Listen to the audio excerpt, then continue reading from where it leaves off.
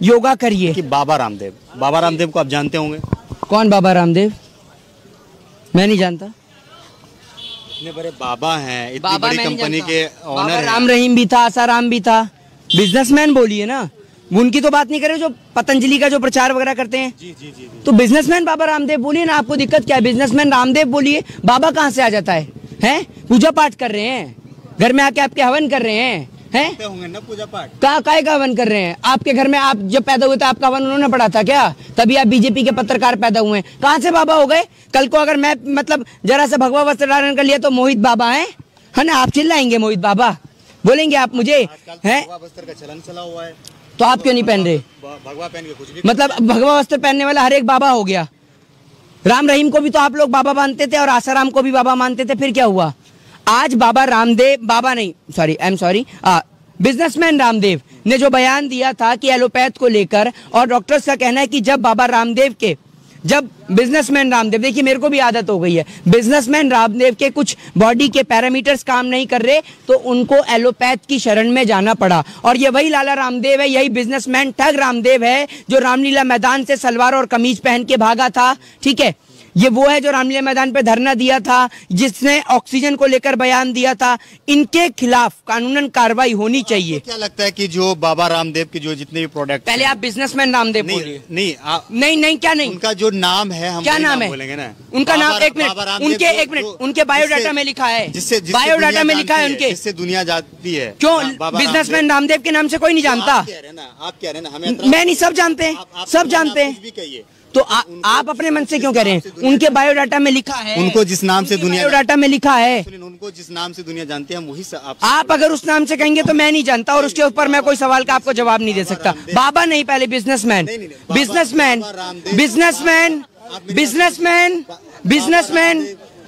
शुक्रिया, आज की डिबेट यहीं समाप्त होती है। नहीं, आप बिजनेसमैन से करिएगा तो प्लीज पूरा देश जानना चाहिए ना। बिजनेसमैन बोलने में आपको आपत्ति क्या है? वो तो अपने, आपको आपत्ति क्या है? वो तो सबको पता है कि बाबा रामदेव बहुत बड़ा बिजनेस कर रहे हैं। तो सबको पता है तो आप बोलिए ना। आप डरते हैं पत्रकार इस देश के। आप नहीं डरते तो बोलिए बिजनेसमैन रामदेव। हम किसी से नहीं डरते। बिजनेसमैन रामदेव। अरे आप पहले चलिए एटलीस्ट ये बोल दीजिए, पतंजलि वाले रामदेव बोल दीजिए, डर रहे हैं तो।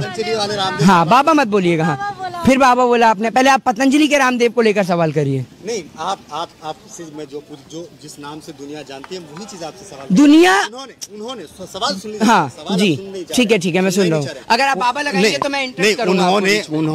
उन्होंने जो है क्या नाम है, पहले एलोपैथिक को जो है बकवास बताया था, लेकिन अब उनको एलोपैथिक की जो है सलाह लेनी पड़ रही है, तो आप उसमें क्या कहना चाहेंगे? ये वो हैं बिजनेसमैन रामदेव। देखिए आपके चक्कर में मैं भी बार बार कंफ्यूज हो रहा हूँ। ये बिजनेसमैन रामदेव वो हैं कि जब इनकी तबीयत जब इनकी तबीयत खराब होती है तब ये मैक्स भागते हैं, अपोलो भागते हैं, एम्स भागते हैं, ठीक है, और पूरी दुनिया को दिखाएंगे योगा करिए। अरे ठीक है, योगा करते हैं हम भाई, योगा आपसे पूछ के करेंगे। आप योगा के ब्रांड एम्बेसडर हैं या आपसे पूछ के किया जाएगा, या जब आप पैदा हुए उसके बाद योगा शुरू हुआ है? आपसे पूछ के योगा शुरू होगा, जब मन करेगा तब करेंगे। लेकिन आप कौन होते हैं लोगों को बताने वाले? डॉक्टर्स अपनी जान दे रहे हैं लोगों को बचाने के लिए। आप ऑक्सीजन को लेकर मजाक उड़ाते हैं कि आप ऑक्सीजन ऐसे लीजिए। आप होते कौन है? आप एक बात है, आप देश के सलाहकार हैं, आप सलाहकार हैं लोगों के। आपको प्राइवेट सलाह देने के लिए लोगों ने रखा है कि आप जब मर्जी आएंगे टेलीविजन पे और मुफ्त की सलाह देकर चले जाएंगे, हैं? आपने एक फ्री में पतंजलि का आटे का कट्टा बांटा, दिखा कहीं बाबा रामदेव आपको? बिजनेसमैन रामदेव कहीं भी आपको एक आटे का कट्टा बांटते हुए, कोई एक नमक की थैली बांटते हुए? कहता है लाखों वर्ष पुराना हिमालय की गोद से खोज के लाया हुआ नमक। जैसे अगर लाला रामदेव वहां नहीं पहुंचता हिमालय पे तो नमक वहीं एक्सपायर हो जाता, और नमक के नीचे एक्सपायरी डेट दे रखी होती है।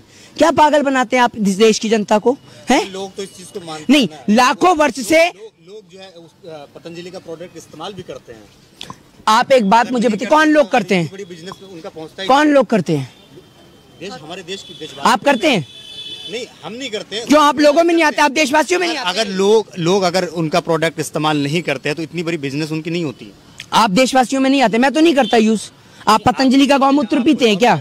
नहीं, मैं नहीं करता, कोई प्रोडक्ट नहीं यूज करता मैं पतंजलि का। आप, मुझे लगता है पतंजलि का गौमूत्र पीते हैं तभी आपकी जो जबान है एकदम साफ है, समझ रहे हैं? आप पीते हैं क्या पतंजलि का गौमूत्र? और वैसे भी उसमें साध्वी प्रज्ञा ठाकुर ने बोला भी है कि गौमूत्र पीने वालों को कोरोना नहीं होता, तो आप पीते हैं क्या गौमूत्र? उनके टीम में तकरीबन 76 लोग कोविड पॉजिटिव निकले। हाँ, तो उनको पिलाया नहीं गया होगा ना, पिलाया जा रहा लाइन से, और इसीलिए आपको भी पिलाया जाएगा ताकि आप कोरोना पेशेंट ना हो। आप पीना पसंद करेंगे?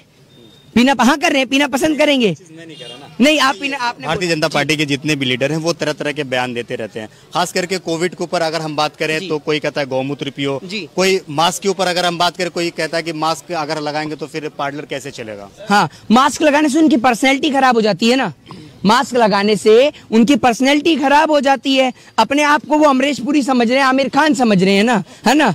वो प्रधानमंत्री अपने आप को सलमान खान समझता है, बिना मास्क के रोड होकर दिखा देगा। उसको इतनी फिक्र होती हिंदुओं की तो हिंदुओं को दफनाया नहीं जाता, उनका अंतिम संस्कार किया जाता। शर्म नहीं आती होगी आपको? और इस पे एक बार भी आप लेकर नहीं पूछते और मुंह ऐसा बना लेंगे जैसे पता नहीं क्या आपसे पूछ लिया। नहीं, प्रधानमंत्री मोदी अगर कुछ भी करते हैं तो आप लोग उसका विरोध करते हैं। हाँ। आपने ये कहा कि प्रधानमंत्री जो मोदी जो है देश की फिक्र नहीं करते हैं। अभी जो आप हालिया में देखा होगा कि एक मीटिंग के दौरान प्रधानमंत्री मोदी अपने देश की जो जनता उसकी चिंता में रोए भी थे। हाँ, एक बात मुझे बताइए, एक पिता अगर वो स्कूल की फीस ना भरे तो क्या रोने से काम चल जाएगा? बताइए, बेटी की स्कूल की फीस ना भरे तो रोने से काम चल जाएगा? मतलब निकम्मा है, लापरवाह है, सब कुछ बेच डालने वाला है, बेचू है, रंगा बिल्ला प्रॉपर्टी डीलर है, देश को बेड़ा गर्क करने वाला है, और रो के दिखा दे तो सारी गलती माफ। हाँ, कहाँ से पढ़ के आए हो आप? आज आपका स्कूल जानूंगा मैं वो सवाल मैं एक चीज पूछ रहा हूँ। क्या मैं अगर प्रधानमंत्री मोदी रोते हैं तो इससे आपको आपत्ति क्या है? अभी आपने देखा होगा कि राकेश टिकैत भी रोए थे किसान आंदोलन में गाजीपुर बॉर्डर पे, तो किसानों की आप एक बार बताइए, एक मिनट आप एक बार नहीं, एक मिनट, प्रधानमंत्री किसान किस पहले बताइए मुझे, पहले मुझे आप ये बताइए, करने के लिए रो रहे हैं, सिर्फ सिंपैथी। अगर दिल में हमदर्दी होती तो किसान इस देश का है, या ये बताइए कि किसान देश के अंदर नहीं आता? तो इतने सारे किसान मरे, 400 से ज्यादा किसान शहीद हुए, प्रधानमंत्री की आंख से एक आंसू टपका? बताइए, अपनी बूढ़ी माँ को नोटबंदी की कतार में लगाया, प्रधानमंत्री का दिल पसीजा। योगी आदित्यनाथ जी अपने पिताजी के अंतिम संस्कार में नहीं गए, क्या उनका दिल पसीजा?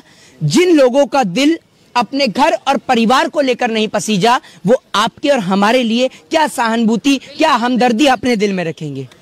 कई जो है विपक्ष के नेता जो है पहले ही भविष्यवाणी ये कर दी थी कि अभी आप देखिए कुछ दिन के बाद मोदी जी आएंगे टीवी पर, रो के आपको दिखा देंगे, आप लोग जो है उसमें ही फंस जाइएगा। हाँ, उनका यही ड्रामा है, लॉकडाउन में आएंगे। अभी मैं उनकी एक वीडियो देख रहा था कि भाइयों बहनों, मेरा एक सपना है कि अमेरिका भी हमारे देश में वीजा की लाइन में लगे, और पूरे देश को रोटी की लाइन में खड़ा कर दिया मोदी जी ने।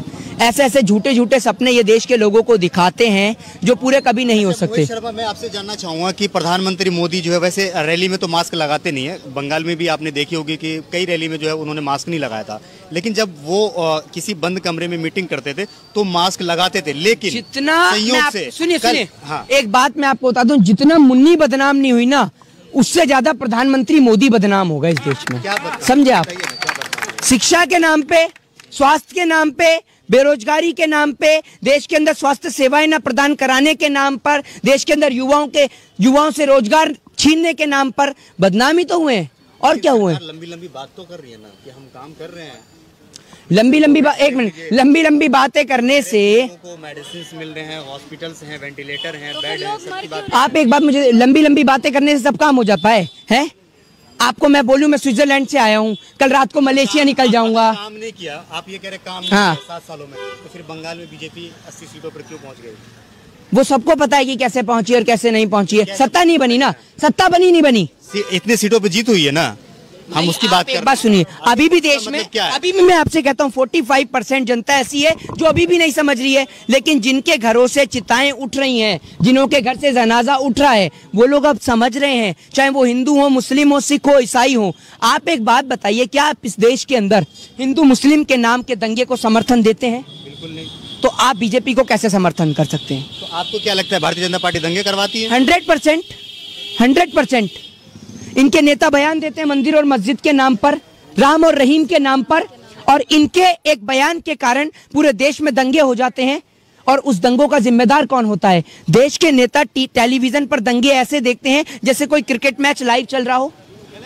इतने दंगे हुए बंगाल इलेक्शन के दौरान कि बीजेपी के कार्यकर्ताओं को मारा जा रहा है, वो मारा जा रहा है, ये जा रहा है। अब एक बात बताइए, सरकार बन गई, अब एक कार्यकर्ता नहीं मर रहा बीजेपी का, ऐसा क्यों? ऐसा क्यों? रीजन दीजिए, ऐसा क्यों? अब तो नहीं पिट रहा ना। अब तो एक मिनट सुनिए, अब बीजेपी की सरकार यहाँ पर नहीं बनी है, तृणमूल कांग्रेस की सरकार बंगाल में बनी हुई है। तो अब बताइए कि अब बीजेपी के नेता क्यों नहीं पिट रहे यहाँ पर, जबकि यहाँ पर बीजेपी की सरकार नहीं है? और बीजेपी के नेता वापस टीएमसी में क्यों आ रहे हैं? जो इनके नेता बयान दे रहे हैं बीजेपी के कि दीदी के बिना मैं नहीं रह सकता हूं, अब क्या है ये बताइए ना? क्योंकि उन्हें अपनी गलती का एहसास है, और जो अपने वतन से प्रेम करता है और जिसका जमीर जिंदा है और जिसके घर और परिवार के लोगों ने इस भारत माँ के खातिर, इस मुल्क के खातिर अपने प्राणों को न्योछावर किया है, वो हरगिज अपने भारत माँ को बिकने नहीं देगा। आप ये कहना चाह रहे हैं कि बीजेपी जो है हिंदू मुसलमान के अलावा उनके पास कोई मुद्दा कोई एजेंडा ही नहीं है? आप बताइए ना एक एजेंडा, बताइए मुझे एजेंडा, मैं उस एजेंडे को बताता हूँ, उसको मैं क्लियर करूंगा। बोले थे सबका साथ सबका विकास, कौन सा सबका साथ सबका सत्यानाश? 100 स्मार्ट सिटी लापता, 100 स्मार्ट सिटी लापता, 2 करोड़ रोजगार कहाँ गया? हम भी तो वादा कर रहे हैं। वादा तो उन्होंने जसोदा बहन से भी किया होगा, जो पूरा नहीं हुआ तो छोड़ना पड़ा। वादे की बात कर रहे हैं आप, बताइए ना। वादे आप एक बात है, झूठे वादा करना ठीक रहता है, लीगल है। अगर मैनिफेस्टो लीगल है तो बात करिए, है मैनिफेस्टो लीगल, आप उसके खिलाफ कानून कार्रवाई कर सकते हैं। कौन सी आईपीसी में दे रखा है मैनिफेस्टो को लीगल, बताइए? कौन से आर्टिकल में मैनिफेस्टो को लीगल बता रखा है, बताइए ना आप मुझे। आप ये कह रहे हैं कि भारतीय जनता पार्टी जो है दंगे करवाती है, उनके जो लीडर हैं वो झूठ बोलते हैं। हाँ, ये मैं नहीं, देश की जनता कहती है, मैं नहीं करती है। लेकिन आप यूपी का इलेक्शन भी देख लीजिए, भारत का एक प्रमुख राजनीतिक दल है, क्योंकि वो एक अरे मैं नहीं, ये बंगाल की बात करूंगा, आप पढ़ लीजिए ना। भारत का एक प्रमुख राजनीतिक दल है। मैं रिसेंटली अभी बंगाल की बात करूं, 3 सीट से इतने सीटों पर भारतीय जनता पार्टी क्यों पहुंच गई? आप पंजाब की बात नहीं करेंगे, पंजाब की बात नहीं करेंगे, पंजाब में इनका मुंडन साफ हो गया, उसकी बात नहीं करेंगे। जनता आखिर अगर नाराज होती, हाँ, तो क्या भारतीय जनता पार्टी इतनी सीटों पर जीत पाती? आप ये देखिए ना कि आप ये देखिए कि तृणमूल कांग्रेस 200 प्लस सीट लेके आई, पहले से अच्छा परफॉर्मेंस दिया है उसने, पहले से अच्छा परफॉर्मेंस दिया है। और आपने जो पंजाब में हालत हुआ वो नहीं पूछेंगे आप? बंगाल में किसका नुकसान हुआ? बंगाल में किसी का भी नुकसान हुआ हो, बीजेपी का तो फायदा कुछ नहीं हुआ यहाँ। बीजेपी ने सरकार बनाई, यहाँ पर बीजेपी ने सरकार बनाई, और वो वोट भी मिला है सिर्फ हिंदुओं के कंधों पर, उनकी लाशों पर पैर रखकर जो राजनीति करी है ना, उसके नाम पर। लेकिन लोगों ने देखा कि जिस तरीके से लोगों ने हिंदू मुस्लिम के नाम पर नहीं, हिंदुस्तानियों के नाम पर आगे आकर मुस्लिम भाइयों ने हिंदुओं का अंतिम संस्कार किया, लकड़ियां लाके उनका अंतिम संस्कार किया, और आत्मनिर्भर भारत की आड़ में एक पिता और एक बेटा अपने पिता को कंधे पर उनकी लाश को डालकर लेकर जा रहा है। तो मोदी जी, ऐसा आत्मनिर्भर भारत हमें नहीं चाहिए। जय हिंद, जय भारत, वंदे मातरम। बहुत बहुत शुक्रिया।